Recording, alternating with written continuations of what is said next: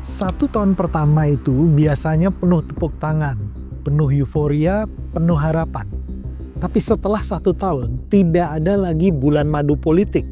Rakyat mulai bertanya, mana hasilnya? Mana perubahan yang dijanjikan? Mana program-program yang selama ini dibicarakan pada saat kampanye? Dan di titik inilah seorang kepala daerah harus benar-benar diuji. Bukan diuji oleh oposisi, tapi diuji oleh realitas. Hari ini saya akan bicara tegas. Setelah 1 tahun menjabat, ada 5 hal penting yang harus dilakukan kepala daerah kalau tidak ingin kepemimpinannya berakhir biasa-biasa saja. Apa itu? Mari kita bahas bersama.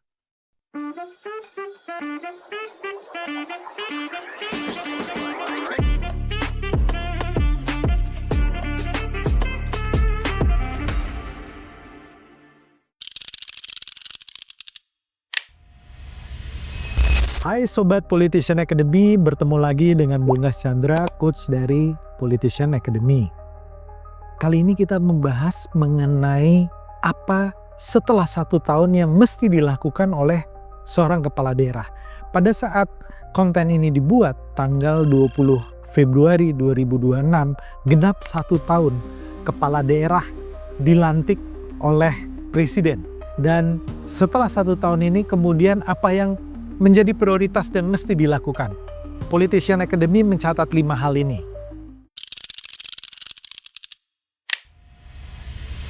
Yang pertama, lakukan evaluasi brutal.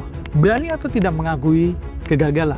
Setelah 1 tahun jangan sibuk membuat laporan keberhasilan yang indah-indah di atas kertas. Lihat datanya. Apakah kemiskinan turun signifikan? Apakah pengangguran membaik? Apakah pelayanan publik bisa berjalan lebih cepat? Kalau tidak, hentikan program yang tidak efektif, ganti pejabat yang tidak perform, rapikan struktur yang tidak bekerja. Ingat, kepemimpinan bukan soal menjaga perasaan tim ses yang dulu membantu memenangkan Anda. Kepemimpinan adalah soal menjaga masa depan daerah. Pemimpin yang tidak berani mengevaluasi sebenarnya sedang menunda kegagalan. Yang kedua, naik kelas, leveling up. Jangan terjebak jadi kepala dinas. Banyak kepala daerah setelah 1 tahun masih sibuk urusin teknis. Urus tender, urus proyek-proyek kecil, urus konflik internal dinas. Padahal tugas kepala daerah itu bukan itu. Anda bukan kepala dinas, Anda bukan sekda.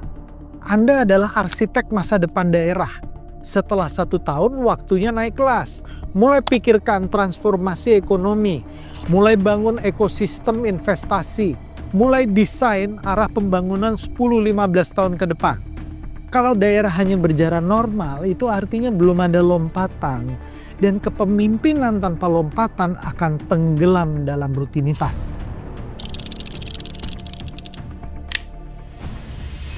Langkah ketiga, bangun legitimasi berbasis data, bukan popularitas. Jadi setelah 1 tahun, survei itu harus dibuat dan mulai keluar. Ada yang senang mungkin hasilnya karena elektabilitas naik, tapi ada yang panik karena popularitas stagnan.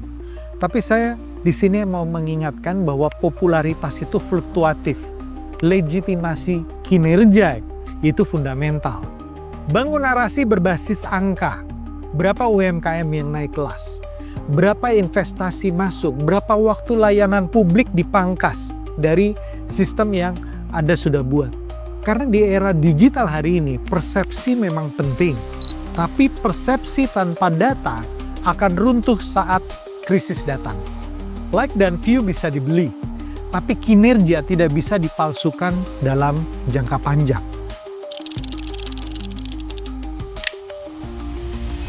Yang keempat, kelola politik sebelum politik mengelola Anda. Setelah 1 tahun, suhu politik mulai bergerak. Partai mulai berhitung. DPRD mulai membaca arah angin. Kelompok kepentingan mulai mengukur peluang. Kalau kepala daerah merasa sudah aman karena menang pilkada, itu keliru. Kemenangan itu adalah tiket masuk saja, bukan jaminan stabilitas.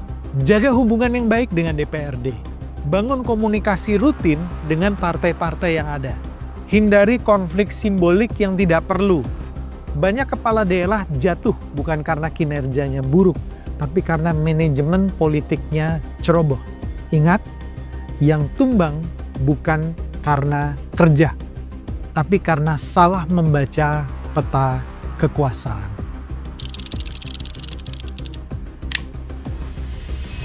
Langkah kelima, yang terakhir, mulai desain legacy. Ini yang paling penting. Setelah 1 tahun, kepala daerah harus mulai bertanya, kalau saya berhenti hari ini, apa yang benar-benar berubah? Apakah hanya proyek fisik semata, atau ada reformasi sistem? Legacy bukan soal semata-mata gedung besar saja dengan nama Anda di bawah, monumen-monumen dengan nama Anda di bawah. Legacy adalah sistem yang tetap berjalan, bahkan ketika Anda sudah tidak menjabat lagi. Itu legacy yang sesungguhnya. Reformasi birokrasi, digitalisasi pelayanan, model kebijakan yang bisa direplikasi, dan jangan hanya sibuk menyelesaikan masa jabatan. Mulai pikirkan bagaimana sejarah akan mencatat Anda. Jabatan itu penting, tetapi legacy itu permanen.